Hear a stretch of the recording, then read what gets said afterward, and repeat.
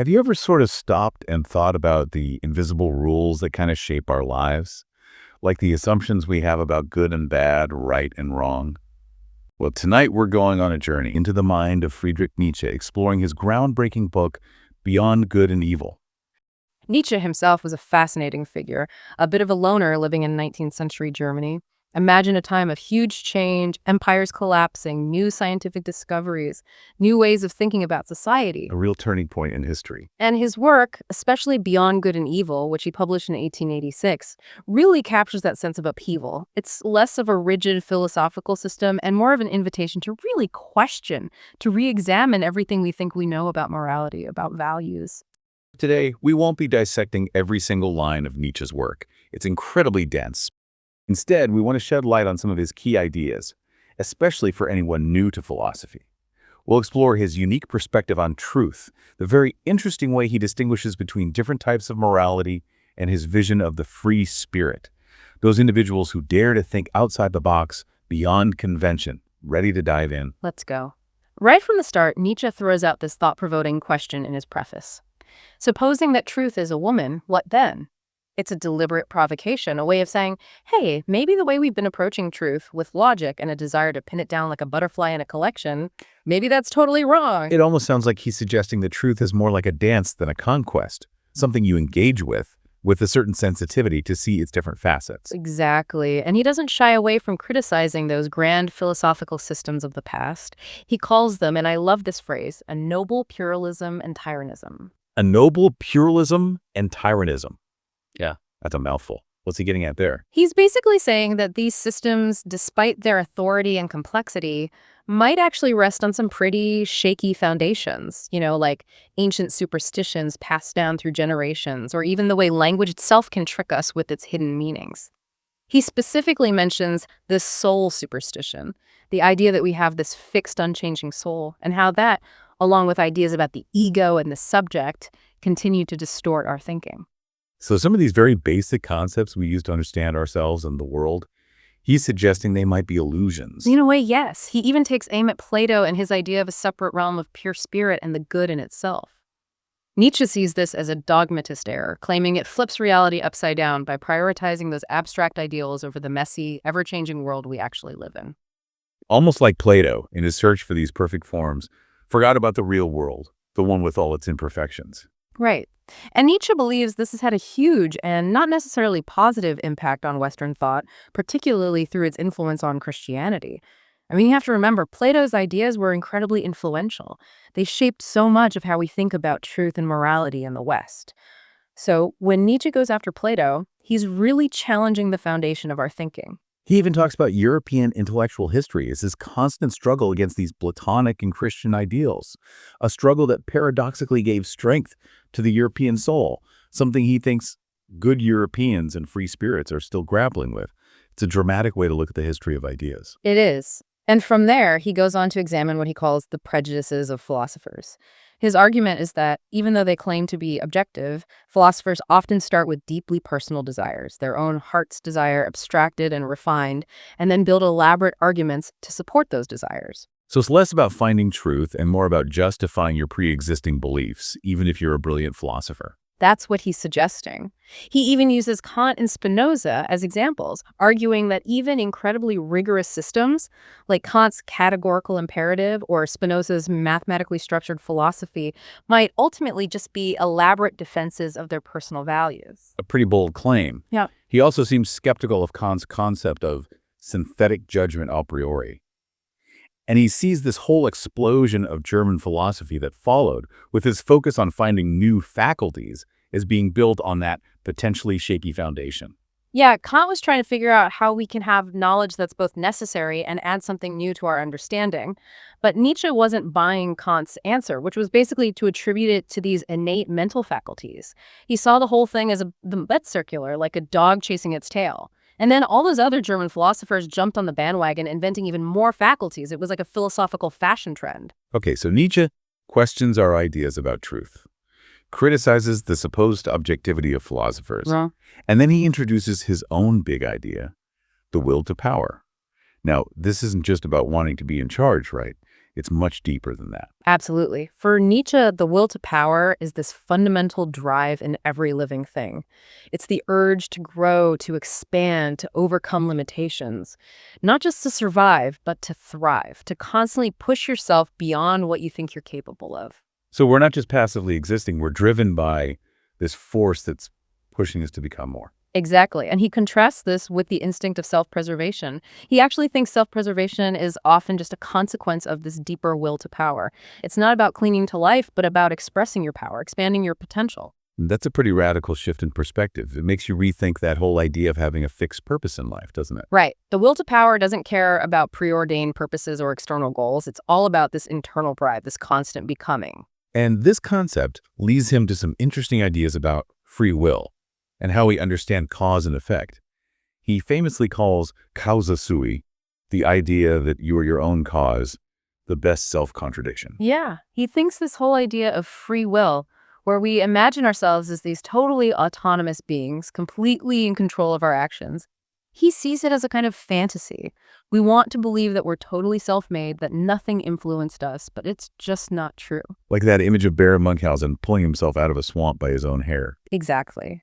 And he doesn't simply offer non-free will as the alternative. He thinks both of those concepts are based on a misunderstanding of how the world works. So it's not a simple either situation. Not at all. For Nietzsche, cause and effect are just human inventions, mental tools we use to make sense of the world. But we've started to believe that they're real, objective forces, and that's what leads to this whole free will versus non-free will debate. It makes you think differently about things like blame and responsibility in society. So if it's not about whether we're free or not, what is it about? It's about the power of individual wills, their capacity to act in the world. He even suggests that the idea of non-free will often becomes an excuse for people who lack willpower, a way of avoiding responsibility. Interesting. And out of this critique, he develops his vision of the free spirit. This isn't just someone who does whatever they want, right? It's a specific type of person. Exactly. The free spirit for Nietzsche is someone who is fiercely independent, intellectually and personally. They are constantly questioning everything, even their own deeply held beliefs. They are free from the chains of conventional thinking, the expectations of society. But they still have to live in the world, surrounded by average men, as he calls them. He even talks about using cynicism as a tool. Yes, cynicism can be a way for the free spirit to understand those average men, to see their motivations without necessarily adopting their views. It's a kind of protective shield, helping the free spirit navigate the world without being swept away by the currents of popular opinion. He also warns against the temptation of martyrdom. Instead of seeking suffering for your ideas, he advocates for what he calls good solitude. Why is that so important? Well, he thinks becoming a martyr for your beliefs can actually trap you, make you inflexible, and prevent you from growing. Good solitude, on the other hand, provides the space, the mental breathing room to develop your own unique perspective without the pressure of conforming to or rebelling against the crowd. Almost like a strategic retreat to recharge and strengthen your own independent thinking. He also draws a very clear distinction between these true free spirits and those he sees as imposters, the levelers, who advocate for things like universal equality and compassion. Yes, this is a big point for Nietzsche. He sees those who preach equality and try to alleviate all suffering as potentially weakening humanity, preventing the rise of higher, more exceptional individuals. He believed that throughout history, human greatness has emerged not from comfort and equality, but from struggle, hierarchy, and even hardship. It's one of the most challenging aspects of his philosophy for many modern readers. Yeah, he argues that human flourishing often happens under conditions that we might consider negative.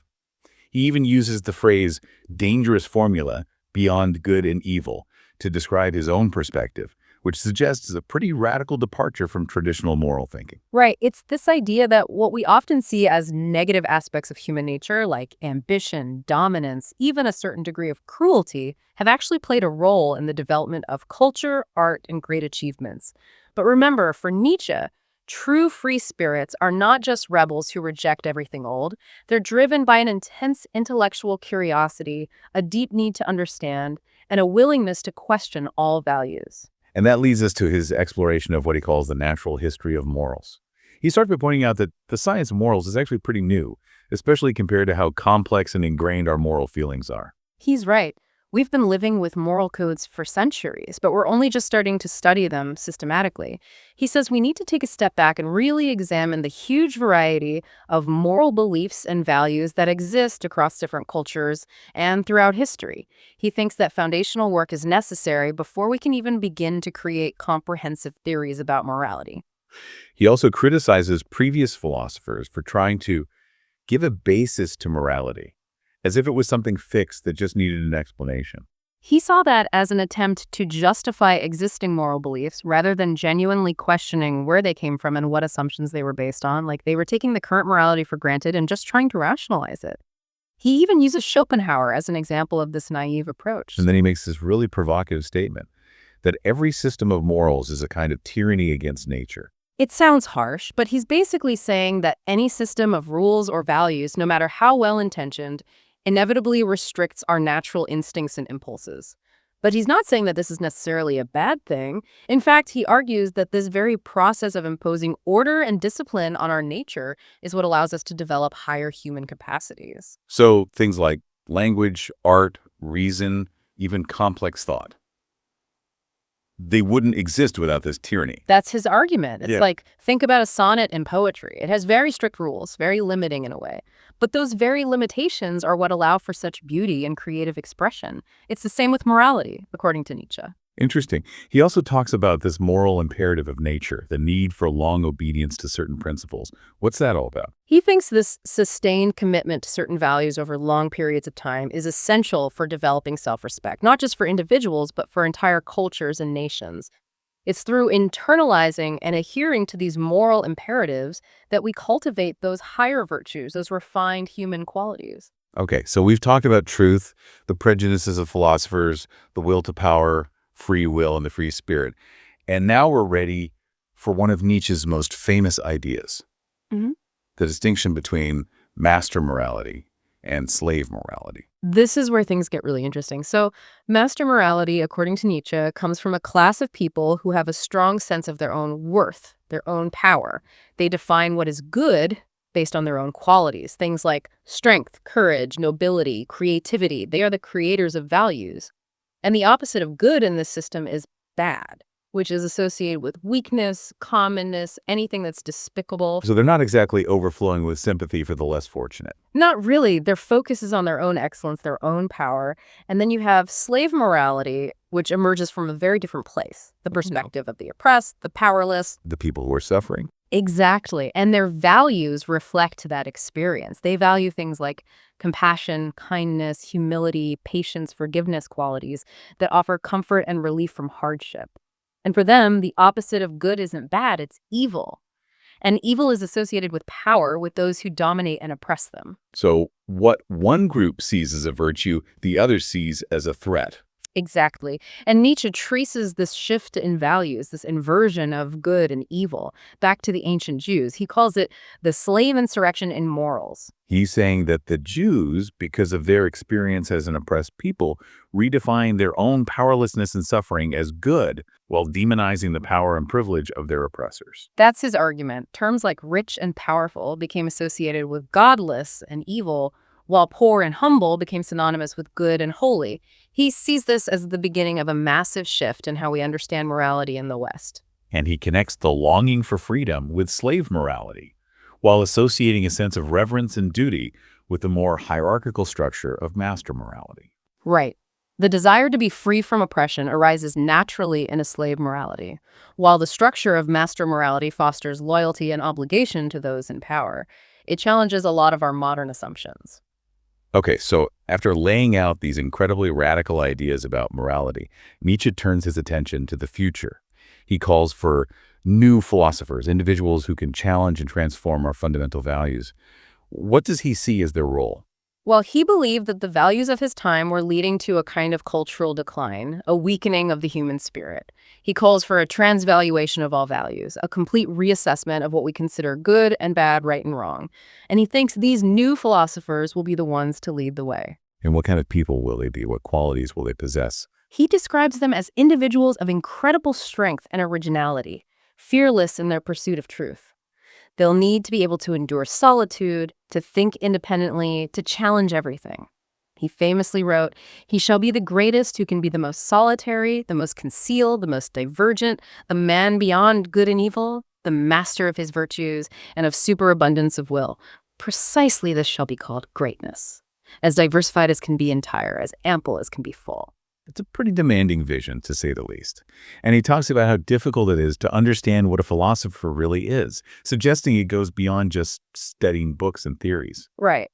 For Nietzsche, true philosophy requires a certain kind of lived experience, a deep and personal engagement with the big questions. It's about pushing yourself intellectually and emotionally, going beyond what's comfortable. And he sees a connection between this and what artists do.